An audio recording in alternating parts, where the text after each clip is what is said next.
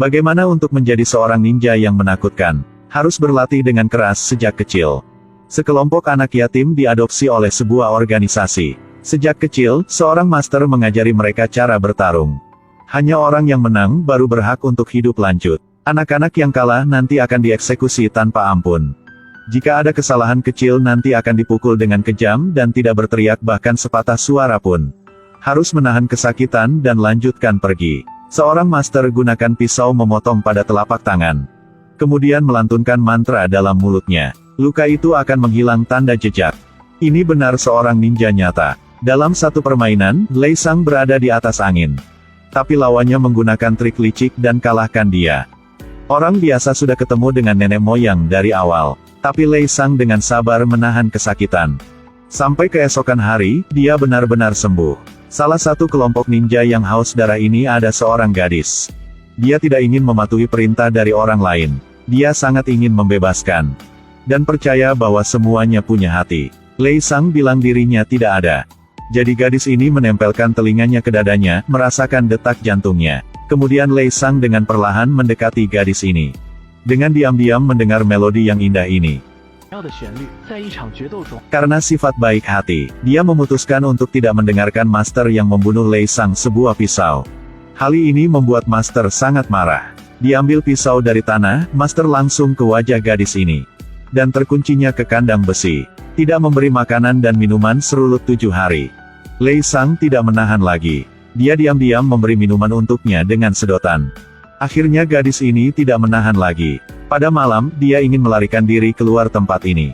Pergi ke dunia luar untuk melihat-lihat. Sebelum pergi, dua orang ini saling bercium untuk selamat tinggal. Gadis mengatakan untuk melarikan diri dengan Lei Sang. Tapi Lei Sang ragu-ragu. Akhirnya hanya dirinya melarikan diri sendiri. Begitu dia tidak bisa lari jauh, guru mengirim ninja lain untuk menemukannya. Dia dibawa kembali. Hanya ada satu hasil bagi pengkhianat organisasi. Itulah mati. Lei Sang hanya bisa diam-diam untuk menahan. Hari ini dia akan melakukan misi yang pembunuhan pertamanya. Lei Sang pergi ke belakang tujuannya dan menikam tujuannya sebuah pisau. Tapi lawannya bukan orang biasa. Pisau ini kepada tujuannya seperti menggores. Dia menangkap Lei Sang. Kemudian Lei Sang ditikam beberapa kali dan langsung memotong tangan Lei Sang. Karena di tubuhnya banyak luka, berdarah banyak. Kemudian Lei Sang memutuskan untuk melawannya seumur hidup dan mati. Akhirnya juga memecahkan tujuan, saat dia kembali untuk melaporkan dengan Master. Melihat gadis yang mengkhianati organisasi, Master berkata bahwa Lei Sang membunuh gadis ini dengan tangannya sendiri. Dia melihat gadis ini dalam hujan. Hati baik Lei Sang tidak menahan lagi. Master memerintahkan untuk membunuh Lei Sang. Sulit bagi satu orang untuk melawan dengan begitu banyak serangan. Anak panah yang tak terhitung jumlahnya menembak ke arahnya. Dia jatuh dari gedung bertinggi 100 meter. Lebih beruntung, dia jatuh ke air. Sejak itu, dia bersumpah bahwa akan menghancurkan organisasi pembunuhan ini. Di ruang cuci, seorang gadis meminta bantuan dari Lei Sang dengan suara pesona. Tapi dia sudah bilang, kamu dari organisasi ninja mana? Kemudian gadis ini mengeluarkan sebuah pisau, dengan gila memotong ke arah Lei Sang. Tuannya mendengar suara yang kebisingan segera datang ke ruang cuci untuk memeriksa. Tapi tidak melihat siapapun dan hanya melihat cairan keluar dari mesin cuci. Ada bekas luka di sekujur tubuh pria ini. Dia adalah seorang ninja paling kuat. Setelah keluar dari organisasi pembunuhan, setiap hari dia selalu berlatih dengan keras.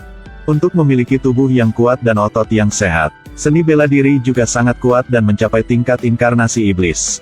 Selain itu, ada keterampilan yang sangat diperlukan untuk seorang ninja. Itulah melemparkan anak panah. Dia bisa melemparkan ke tujuan dengan secara sempurna bahkan saat dia menutup mata. Sekarang dia sudah menjadi seorang ninja papan atas. Organisasi pembunuhan sudah dikirim ninja untuk membunuh tujuan. Seorang penyelidik pengadilan, bernama Mika, mendengar tentang penyelidikan rahasia itu. Dan mencari tahu tentang sekelompok pembunuh bernama Ozuno. Dalam sebuah video pengawasan, dia melihat dua orang berkelahi dan salah satunya adalah Lei Sang. Dia dengan rahasia mencegah tindakan organisasi pembunuhan. Karena Mika sendiri yang mencari tahu, dia menjadi incaran organisasi pembunuh. Mika dengan cepat kembali rumah. Tapi di rumahnya tiba-tiba mematikan listrik dengan cara aneh. Dia buru-buru kemasi barang-barang dan temukan tempat untuk bersembunyi. Saat dia bersiap untuk pergi, dia menemukan sebuah surat di atas koper. Surat ini benar-benar tidak sederhana. Siapa membuka surat ini nanti akan mati. Seorang ninja tiba-tiba muncul. Lebih beruntung, Lei Sang sudah mencegah serangan pembunuh tepat waktu. Langsung dikunci kepala seorang ninja itu. Kemudian dengan sebuah pisau membunuh dia. Lei Sang ingin menghancurkan organisasi pembunuhan ini, jadi diperlukan bantuan dari Mika. Dia membawa Mika kembali rumah untuk mandi dan gantikan pakaian baru. Kemudian gunakan dupa nyamuk dibakar. Untuk menghapus bau di tubuh dan hindari pengejaran si ninja, Mike meminta bantu dari rekannya dan berkata untuknya semua masalah. Kemudian dia membawa Lei Sang ke tempat lama untuk bertemu. Tiba-tiba sebuah sinar nyala. Sekelompok orang bergegas untuk mengendalikan Lei Sang. Dia terkunci dalam sebuah penjara rahasia. Lei Sang mengatakan bahwa semua kamu nanti akan mati. Lawannya tidak percaya pada hal ini. Lampu tiba-tiba matikan. Semua orang dalam siaga tinggi. Di sekitar tidak menemukan siapapun. Ketika mereka melihat ke atas, mereka melihat ninja yang tak terhitung jumlahnya. Tentara-tentara ini dibunuh dengan cara kejam, tidak siapapun masih hidup. Mika buru-buru menyelamatkan Lei Sang. Ada seorang ninja pergi di belakang, tidak cukup waktu lagi. Mereka dengan cepat berlari keluar. Lei Sang bilang Mika naik lantai untuk mengemudi dan pergi dulu. Tiba-tiba dalam gelap muncul ninja yang tidak terhitung jumlahnya. Ini adalah ninja paling bagus yang saya melihat. Gunakan pisau dalam tangan seperti memotong semangka. Satu persatu pisau membunuh ninja. Tapi jumlah musuh terlalu banyak. Lei Sang hanya memilih cara mundur. Semua ninja mengejar di belakangnya. Mika baru saja memulai ketika dia tiba-tiba diserang oleh anak panah ninja. Lei Sang masih dikejar di jalan. Seorang ninja yang kuat menebasnya dan terluka. Ketika Lei Sang hampir selesai, Mike datang tepat waktu. Tabrakan si ninja terbang. Meskipun mereka dengan sukses melarikan diri, tapi tubuh Lei Sang sudah terluka parah. Tidak ada cara lain, Mike harus meletakkan alat pelacak ke tubuh Lei Sang. Untuk ninja-ninja membawanya, ninja-ninja membawanya ke depan Master. Dia selalu berurusan dengan kejam dengan mereka yang mengkhianati organisasi. Tapi tujuan Lei Sang sudah mencapai. Perilaku organisasi pembunuhan sudah terungkap. Segera pintu besar ditembak sampai meledak. Kendaraan lapis baja memasuki penembakan sengit. Helikopter juga datang untuk membantu.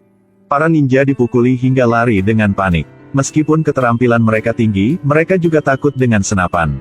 Hadapi dengan peralatan modern, ninja benar-benar tak terbendung. Lei Sang ingin dirinya akan menghancurkan organisasi pembunuhan ini. Sendirinya melawan dengan kelompok pembunuh. Lei Sang dan kelima ninja yang paling kuat melewati pertarungan sengit. Hanya satu orang tersisa. Lei Sang ingin menggunakan kekuatan nyata dirinya. Angkat pisau dalam tangan dan gunakan kaki untuk menjatuhkan lawannya ke tanah. Berbalik tubuhnya dan memotong jari tangan musuhnya. Semua ninja dikalahi oleh Lei Sang.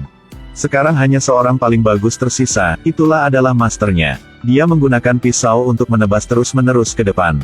Master dengan mudah memotong pisau di tangannya. Dia menggunakan sihir klon ninja untuk menyelinap menyerang Lei Sang dari belakang. Sebuah pukulannya membuat Lei Sang terbang ke puluhan meter. Master sangat bagus seperti iblis.